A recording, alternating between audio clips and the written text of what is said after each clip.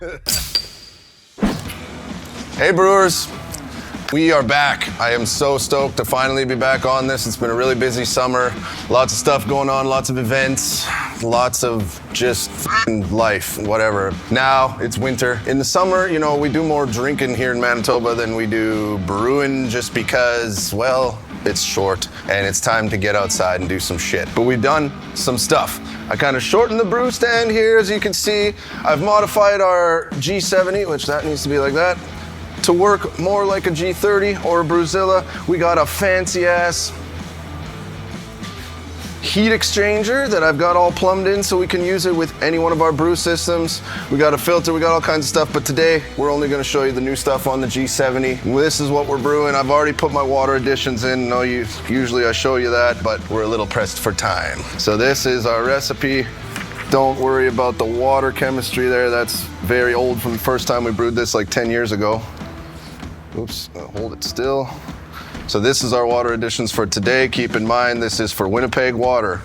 So may not be the best option for where you are, but at least you got to see it. So there's one thing with this G70, G30, Brewzilla kind of thing that I didn't think about before I did all the work to it. So we'll get to see that in a minute, but for now, let's mash in. We got like something like 40 pounds. Let me have a quick look here. 27, 32, 39, yeah, 40 something pounds of malt here to get 10 gallons at 1085 is hoping what we're gonna get. If we don't get close enough, I'll throw some DME in there. We're gonna do an hour mash. We're gonna stir in. So let's get going here, and then you can see what I fucked up. Because everybody likes, oh yeah, we used our heat stick to get to strike. We're gonna use it again to get to boil in a bit, but for now, we'll just get it on out of here. I've already switched it off a while ago. All right, let's do this. Oh, crap. Whoever tied this did an interesting job. Just gonna rip it open like a sauvage. How's that sound? Oh, well, it's not called F***ed Up Fridays for nothing. Glad to see we're still back in normal form, right? Get these in there. I got a big, crazy mash paddle, so we'll stir this one, then we'll get the other one in there. Good thing we didn't lose too much. This up, oh boy. Well, getting right back into it in pure F***ed Up Fridays style, are we not? Somebody put 2 of these on here. Well, it's F***ed Up Friday. Already back, and I'm already f***ing up. Well, that should be fine, so what's the problem here? There we go. All right, let's get this other bag in here. Yeah, this tie job. I'm looking at you, Kevin. All right.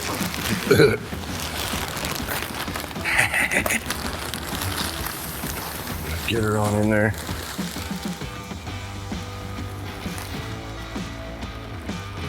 Luckily, we got a big old dumpster. We can just go dump the mash tun right into there after. All right, let's stir this baby.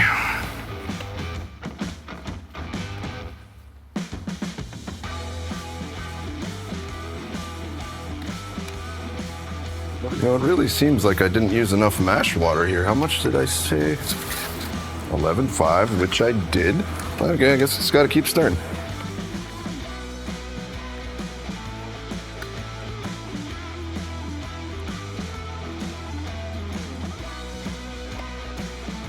Okay, you know what? I feel like this is what I did last time, but, well, we said 11.5 and 4.5, so let's say 12.5 and 3.5. We'll just, luckily I have my Sparge water already here, so where's that a gallon? Just have to remember that for later. Luckily, it's already sitting at the temp we want. All right, if you're gonna f*** up, you gotta know how to fix it. I think I'm getting better at fixing things than doing them in the first place, but hey, what are you gonna do? There we go. Let's get this recircing, and I am gonna, I'm gonna stir it after 30 minutes and get everything all washed in, clean up my mess, because big surprise, Brad fucked up. Now we're gonna see my other big mistake that I made when I'm doing this. So, used to be that there's a hose that come out here and that's for your mash, and it kind of sat there. But then I wasn't able to hook it up to all my other stuff. And I don't like how the hose just kind of like fell in there and sort of settled down. So now what I've got is I've got this solidly mounted here using some interesting pipe work. And then we can just use our Bruzilla recirculating arm, which I should shorten this a bit, but we'll do that later. We're definitely gonna find a shorter one because I want this to be like here, right? And we're gonna turn it down, way down. So I'm gonna go ahead and shorten that so it's about there. But one thing I did not think of, there is no G70 lid unless you get the distilling lid that either has a slot here or a hole in the middle for closing it for mash recirculation. So what am I gonna do? We're just gonna go like this because I'm already done. I'm not taking it apart and let it kind of sit like that. We're still gonna keep most of our heat. Like that's the beauty of these systems is they have elements, which is gonna take care of that for us. But I think I'm into having to buy the distilling lid now for a couple $100 so I can actually close it up. But I still like this method better, or at least this is the maiden voyage, so we shall see if I like it. I really hope I do, because this was a pain in the ass. Anyway, set our timer for an hour, we're mashing at 156. We will see you in a bit. Cheers. We're back at the end of our hour. I did stop halfway through and give it a quick stir. Just forgot to involve the camera person for that, so no worries. So I just turned her up to 212. That's our boil temperature. So it's gonna start heating while we sparge, saves a bit of time. So let's do this. As you know, you like my half closed mash here. Close that up, turn our pump off, and put some gloves on, because this is gonna be heavy and hot and heavy. That's how I like to go, mostly heavy. And get rid of that guy, put this down, get this guy. See if I can do this myself or if I have to get some help, because this is going to be heavy. And I gotta lift it up high. Uh-oh, all right, there we go. Oh my God. Oh wait, I'm stuck on the thing, that's why I'm like, holy crap. Okay, yeah, no, we're gonna get Paul. Or somebody.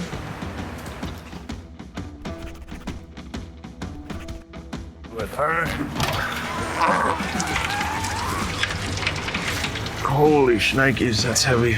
All right, well, that's what 12.5 gallons plus 40 something pounds of malt feels like.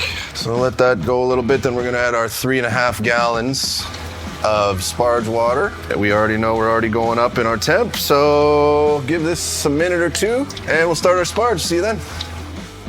So it's gone down a bit. Let's have a little look at that. Gone down past the tip. We don't want to overflow it where it's going to be flowing out the sides, right? So 3.5 gallons remain. I'm just going to actually double check that on here because I've made mistakes before.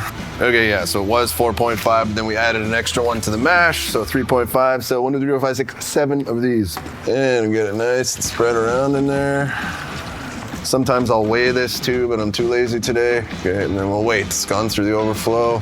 Stirred it a couple times, so it's flowing through pretty well. Then I definitely spilled some malt like over the side and probably got into the pump a little bit. So we're gonna do a little thing to extract that once we're done. I'll show you how to do that with a hop spider. All right, we're halfway there. It's not going as fast as I would like. All right, you know the whole Sparge thing. I'll wait for this. You don't need to watch it. We'll see you in a few for boil. Hit that like and subscribe. We'll see you soon. So as you can see, if you look right here, we're getting there, almost there. We're at 9 gallons out of our 12, or 11.5 to 12 pre-boil. So getting there slowly, but you know what my favorite thing to do while we're waiting for this is have a pint. Check out our new beauty glassware. We got 5 or 6 different kinds with this new logo designed by our very own Kevin. And I like this Frankfurt. It's a solid, I feel like I could hurt somebody with this. But first, let's hurt me. This is a nice, just American lager made by our good pal Noah, who you just saw. Help me with the mash tun. He's getting there. He knows how to brew. He fucks up less than I do.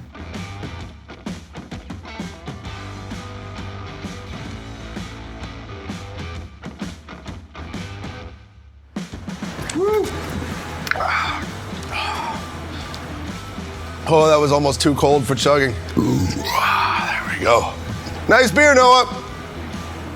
Finish that off. So it's still gonna be like 10 minutes while we wait for this to leak, but at least now I'm slightly buzzed. We'll see you in a few for boil. I was just admiring Noah's shirt. Nothing like the most high quality beer of the land, Stone Cold.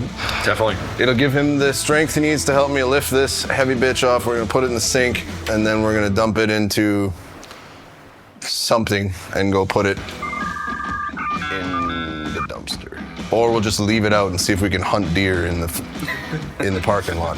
All right, are you ready? Yeah. Oh, I feel like we're portaging or something. There we go. So, one of the things, if we get in here, see how I overfilled it. We got all kinds of stuff in that hole there. You see it?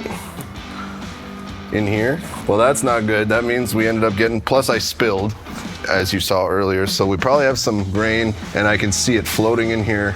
Well, it's quite a bit. I don't like that. So we're gonna try and fish it out a little bit with a hop spider, and then we're gonna as we heat, we're gonna let it recirc and get any more chunks as much as we can get out. So let's try to do that. First, I'm just gonna go on a kind of a fishing expedition here and go like this, which, holy shit, that's a little more than I was hoping for. But that's a good chunk of it. Let's keep going here. You don't want that. You can get tannin type flavors out of that. So what we're gonna do, we're just let that hang in there. Then we'll just put our recirc arm on and see what we can't get out of there. Is it the end of the world? No, but I like to at least attempt to do things properly. We'll just let this rip nice and slow like, and see if we can't get some of those chunks out of there. We got a good couple of chunks. I mean, in the end, is it gonna ruin the beer? Absolutely not. I certainly am not that happy with how much malt still made it into the boil. Anyways, we got about another 10-15 minutes to get to that boil. Hit that like and subscribe, pound one of these, and we'll see you for our really fancy single hop edition very shortly. So while that was going on, we dumped our mash tun out in the dumpster outside. We dumped out our hop spider full of those extra grains that weren't supposed to be in the boil. Whoops. So now we're at boil. We got our 60-minute edition, and as far as I know, that's it. That is it. So we got our 2 ounces of Magnum. That's what I tell all the ladies. Into the spider we go. I might even just drop that all the way in. All right, well, that's that. So we're gonna turn off our heat stick that we used to get here. We're gonna fire it up again. So we'll see you. 10 minutes left in the boil. We're gonna fire up our new fandangled chiller that I haven't actually used yet. So we'll see what happens there, and we'll get them into our brew buckets. Also, by the way, we're pitching 3 packs of yeast per fermenter. So that's also a big one. Gotta have those big boys. We're right on top, right on schedule with our gravity, right on schedule with our volume. We actually did something right despite the earlier mistakes. So we'll see you in 50 minutes. I'm gonna chug 3 or 4 more of those beers, and we'll see you then. Don't get too f***ed up. So we got 10 minutes left in our boil. We are ready to fire up our new chili system for chilling that uses ice cold chili as a pre-chiller. No, we got our big fancy new heat exchanger with our other pump. I don't know if you can really see it in there, but anyway, it's all on a switch. So what we're gonna do is, I've got our transfer hose was just sanitizing there. So get rid of that guy. I fired up the heat stick because you always lose a ton of heat as soon as you fire up a chiller. So we're gonna do that. So let's get this guy, this guy in here like so. And I'm gonna get one of these ready because there's gonna be a bunch of water that comes out that we don't necessarily want. So let's fire that guy up full. Okay, and I'm gonna fire up our switch.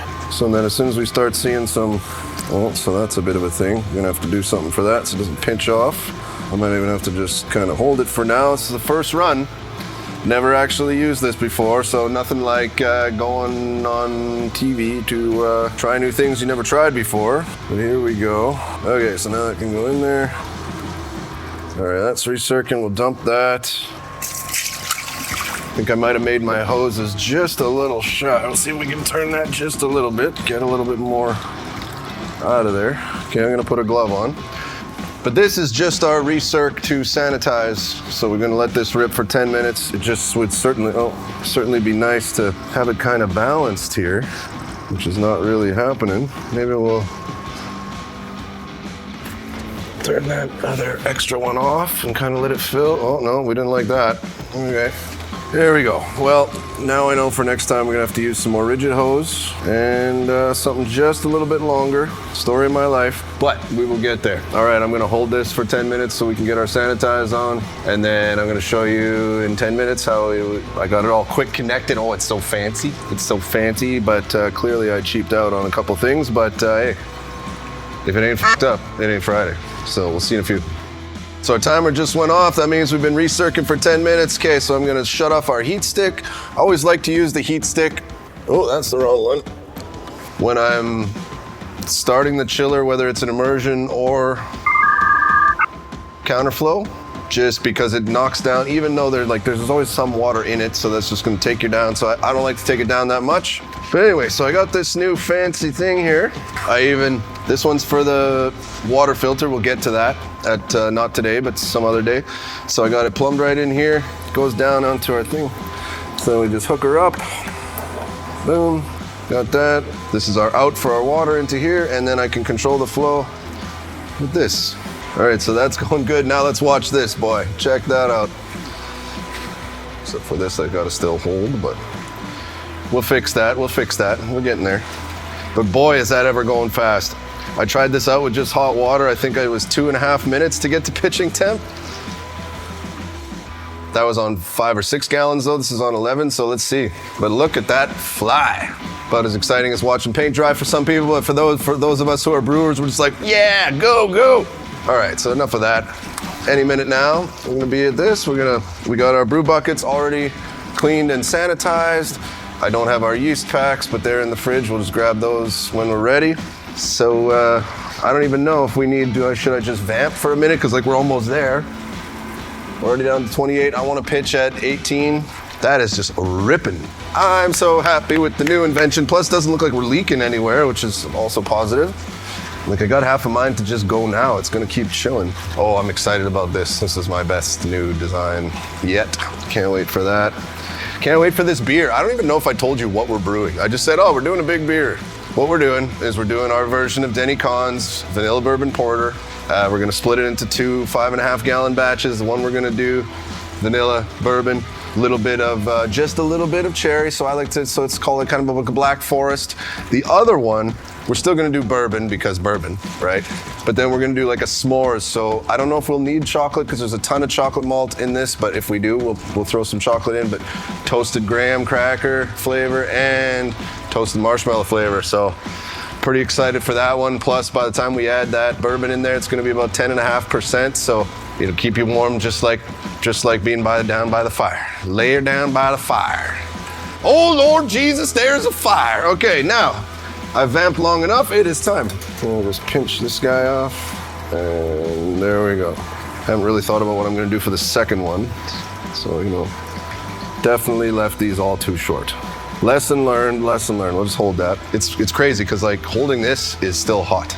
Our temp in the mash, in the kettle is still 153 Fahrenheit, but our temperature in the fermenter is 62. Oh, and by the way, we nailed our volume and nailed our 1085, so something went well. I don't fuck everything up, just some things. All right, do you really want to watch this? Nah, you don't. So we'll see you in a few. Pitch the yeast, get it in the magic box, and then we'll do the tasting. Peace. So check this out. Nailed our volumes, 2 times 21 liters. I checked the gravity, we nailed that too, 1085. We actually got a couple, it was 1087, so that doesn't usually happen, so yay. And now, usually I will oxygenate with actual, a thing of oxygen, our big brews, but I haven't used it in a year, and it hasn't been sanitized, and it's too fucking late. So, not 1, not 2, but 3 packs of USO5 into each fermenter. We could do a big starter, but again, pressed for time, so ain't nobody got time for that. Oh, look at all those yeasties. I don't even know, I guess I'll put it in the magic box, but I don't really need to because it's kind of that temperature. It's about 18C in here, 17C. What does that equal out in there? So 64. Right, and a couple of airlocks. I don't know if that's water or Star Sense, so we're gonna dump it. And 2. All right, we will see you very soon. We're gonna explain some of our new things a little bit more and try some more new things, get some more gear tips. Until then, don't get too fucked up. Usually you watch me put in the magic box, but they're shit in the way, so bye-bye. See you next time. Peace.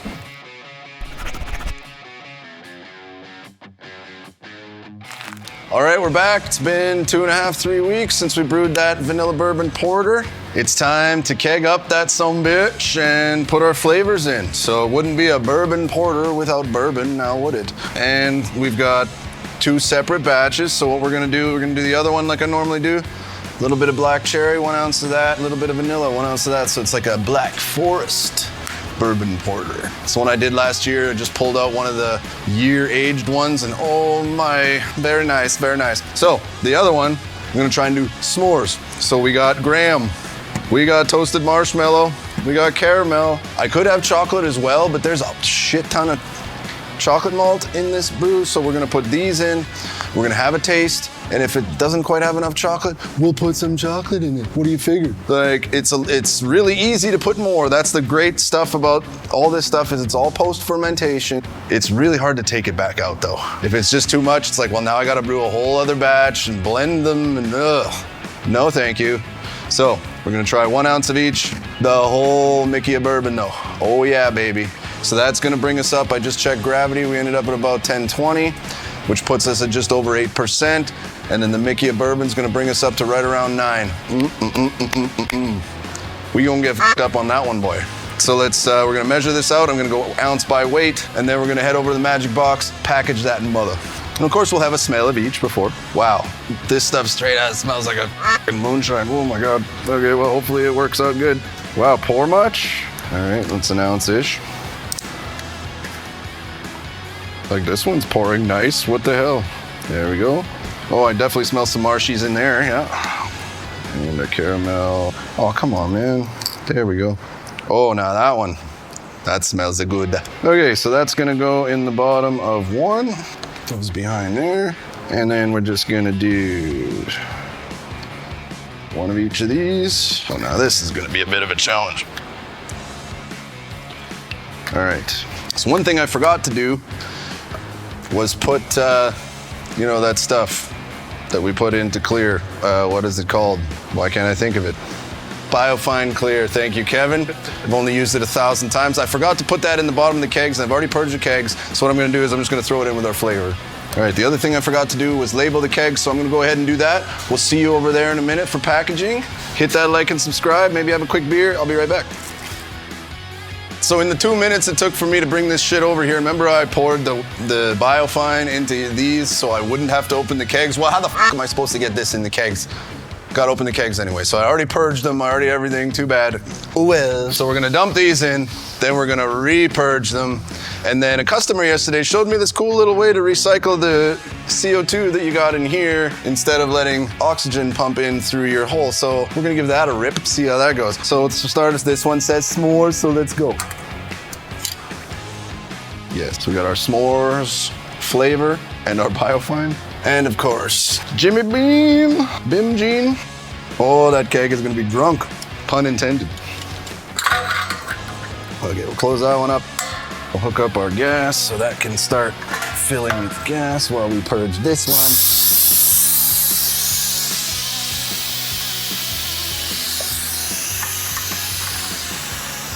one. Now we got our Black Forest.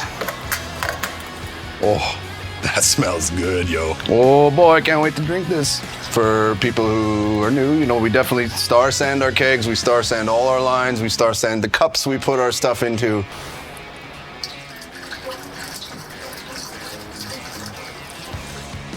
All right, let's have a smell of the whole. Get in there. All right, boom. Pull this one off. Put that on there. And then we'll purge again.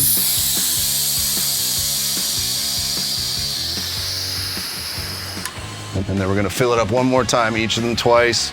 And then I'm fairly satisfied that we are full CO2 in there.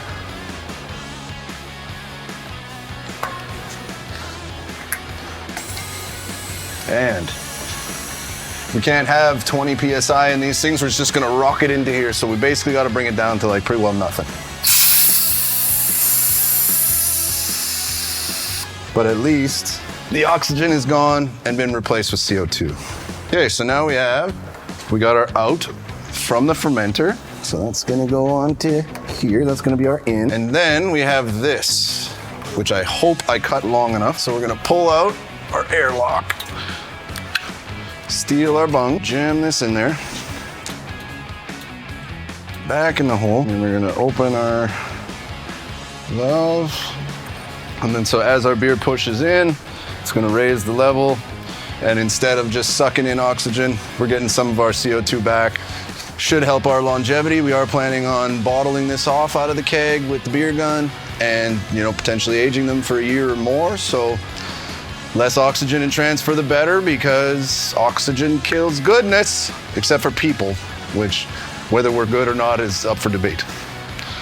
You've seen it. This is gonna take like 10 minutes. By the time we get them both done, I'll show you this method again on the next one. But until then, have a drink. We'll see you in a minute. Black Forest hath been transferred. Put some CO2 in there. We'll go throw it in the fridge right away. I just wanted to show you this method one more time because I'm pretty stoked on it. So I just transferred it over to our other fermenter here. Boom. Put that on the out. And yes, okay, so same thing, take out our airlock. We already have it on our bung from the other one, so we'll just go ahead and use that. Put that in there. Make sure we got a little purge. There we go. In and open. So I'm gonna let that rip.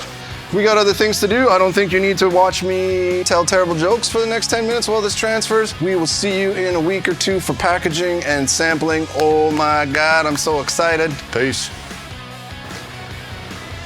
All right, brewers, so we had a few delays with this beer. Again, had some issues getting it carved. I think there was a problem with the poppet on one of the kegs. One carved, one didn't, even though they were on a splitter. Not sure how it happened there, but we got it all fixed up now. It's time to finally taste our vanilla bourbon porter and our s'mores bourbon porter. Also, I gotta show you my new shirt. Look at my boobs, look at my back while I go get to the news, while I get the, so. In my left hand, I have the vanilla bourbon, or the Black Forest vanilla, whatever it is. The one with the cherry and the vanilla in it. In my right hand, I have the s'mores bourbon porter. You can smell the bourbon the second you start pouring it. Absolutely love it. Also, can't help but point out, look at our new glassware. So we have all different types of glasses with this cool design on it now. And you might say, Brad, this is like a rum and coke glass. I don't know what you call it, but this beer is essentially a rye and coke. It's at a highball, so it feels fitting. Also, drinking more than this, I won't be able to drive home. This beer is like a 9.5%er after we get the bourbon in there. So, without further ado, let's give it a go. That is a beaut. Yeah, one a little more subdued than the other, but you know, the s'mores was new. The Black Forest I've done a few times, but we put a lot more chocolate malt in this time. I think it was worth it based on the nose, but that is what they call decadent. Not 100% sure what that means, but it's always on those chocolate chip bags. So, hey, Kev, you want to give this a shot? All right, salut mon ami. Boom.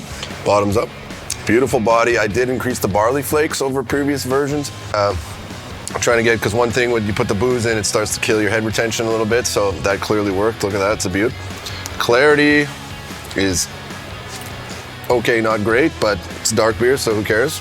I am loving this. We're going to, so for anyone wants to come down and see us, give me a week or two to actually get this package. We're gonna dip them in wax, all that stuff for some good aging. We'll probably do 40 bottles or something. I can't sell them, this is homebrew. I am allowed legally to give them to my friends. So any friend who wants to come down for a bottle, come see me. Damn, that's good. Well, I better drink this before I get pissed. Don't get too f***ed up. We'll see you soon.